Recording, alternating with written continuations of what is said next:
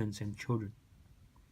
And there's the citation that I made for the Project 1. And then I will talk about the history contributions to climate change in Zimbabwe. Before the industrialization, Zimbabwe was colonized by Britain in 1888. In 1960, there were two groups which are white minority advocated independence from the Great Britain, African majority, which is greater control and ended institutional racism. After industrialization, in December 21st, 1979, political reforms were unofficially agreed upon. And during 1980 to 1990, dramatic progress in human resources and in infrastructure construction. Enrollment rates rose by 83%, infant mortality declined by 29%, life expectancy changed from 55 to 59. Since 1990, the economy went wrong due to a cycle of low investment, government budget deficit, unemployment rate got increased a lot, inflation situation occurred. Between 1997 to 1999, government started crumbling due to the Independence War and the Second Congo War.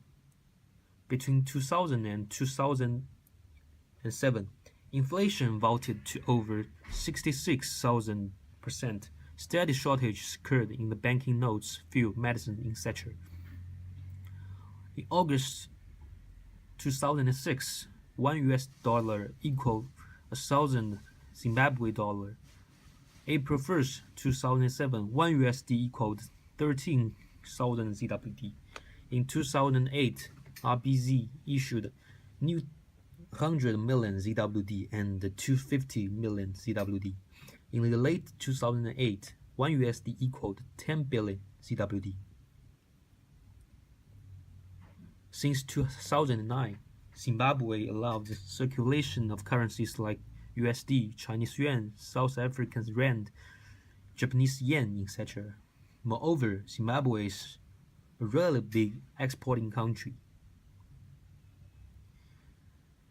And South Africa was the largest importer from Zimbabwe. And also Mozambique is the second one. China is the third place. And Zimbabwe had a giant amount of diamonds, which caused the United Arab Emirates become the largest diamond demander. These 6 figures shows how the distribution of different countries as the demander from Zimbabwe. Next is fossil fuel burning. The left figure shows the fossil fuel energy consumption, and the right figure shows the carbon dioxide emissions from fossil fuels in Zimbabwe.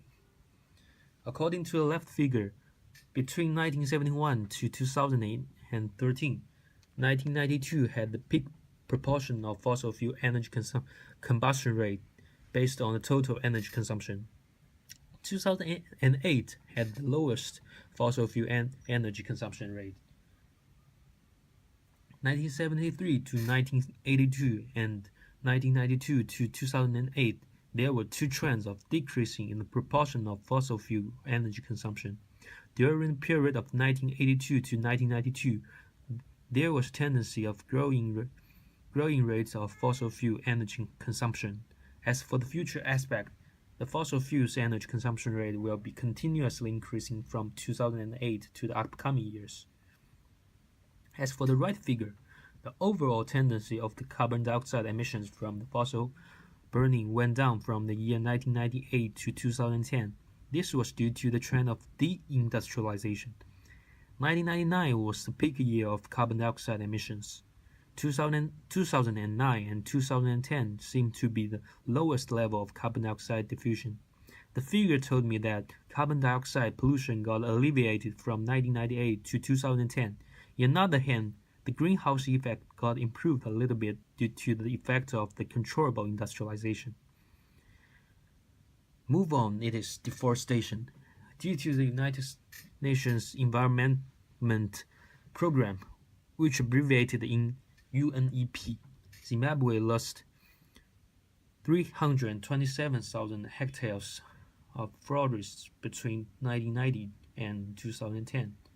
Merchants and government has come up with an ambitious afforestation project to save the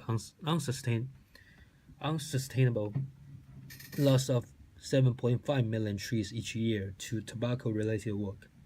Every year, Zimbabwe is losing tree cover equivalent to 3 times of the size of Harare.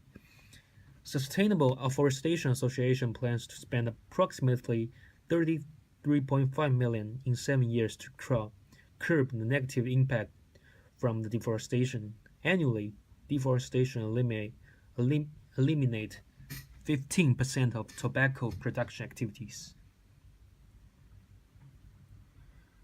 As for urbanization, urban population in Zimbabwe was about 32.4% of the total population. Rate of urbanization was about 2.3 annually. Zimbabwe's urbanization caused by the industrialization but not absolute poverty. Urbanization will cause the problem of air pollution, water pollution, noise pollution, and land pollution. This series of concerns will result in the greenhouse effect and affect the climate change. And here is the citation pages. And next, I will talk about the lifestyles and the vulnerable population trade-off in Zimbabwe. And in this part, I will talk about food, transportations, and dress up in the lifestyle part.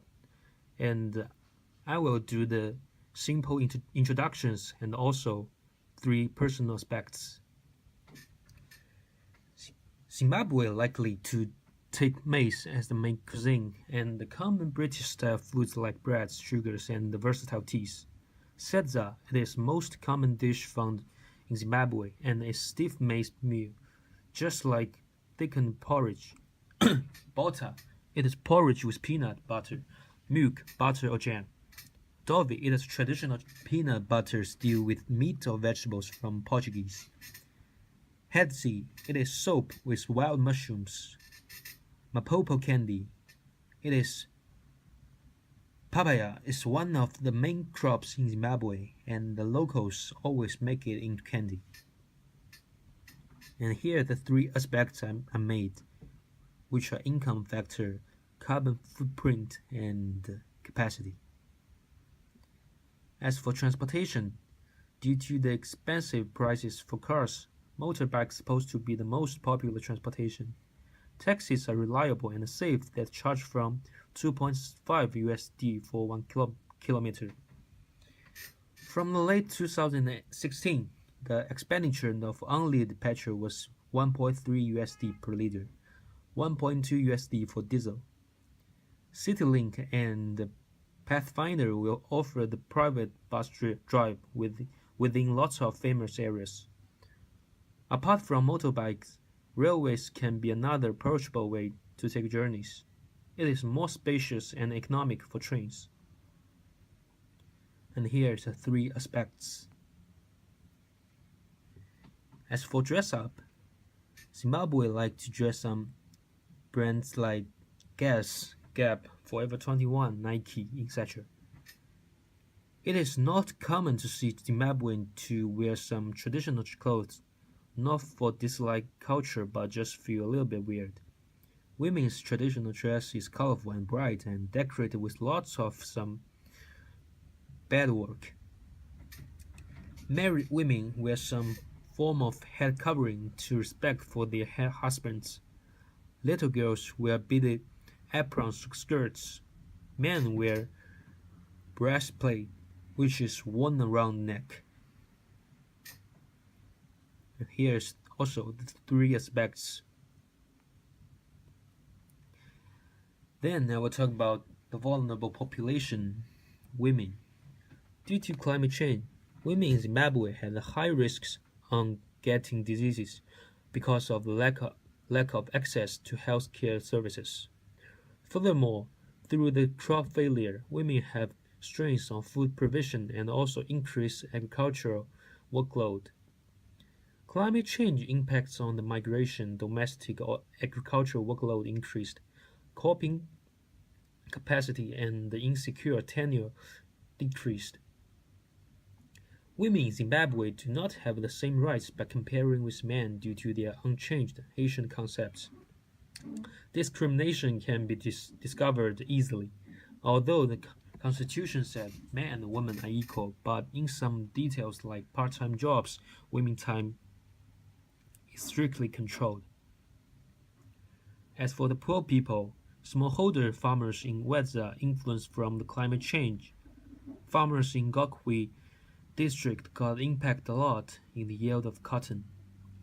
Smallholder farmers in Chiradzi district got influenced in harvest due to the low precipitation. Government is in the process of reviewing a number of agriculture-related policies to improve domestication and the local farmers' rights, such like the Plant Breeders' Rights Act and the Seed Act. Move on, it is indigenous people. Due to the climate change, some of them might lose their domiciles because most of indigenous people lived in some thatch roof houses or some man-made caves. When sandstorm comes, roof will be destroyed, drought will make rocks or woods sound cracked. Zimbabwean government established Indigenization and Economic Empowerment Act. And finally, I will talk about urban population. Level of urbanization continuously increasing from 1950 to 2010. And second, due to the better infrastructures and better healthcare, climate change impact on residents' health will be alleviated a lot by comparing with some rural region shelters. And third, rapid urbanization through rural-urban migration is developing in Zimbabwe with the advent of black majority rule. And then I will talk about trade-off. And personally, I just summarize into five points. The first one is Zimbabwe land policy and tenure systems provided to endure the resources management and reduce smallholders' vulnerabilities. And second is climate change mitigation and adaptation policy in Zimbabwe provided to protect the poor and the vulnerable from loss of livelihood resources. A third one is statutory laws that are placed to ensure women's access to land.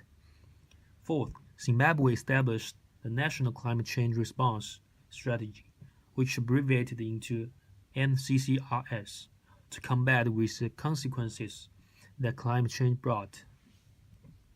The fifth, which is the final one, adaptation plan is meant to endure food insecurity, is improved in affected districts of Zimbabwe. Here are the 3 pages of citations.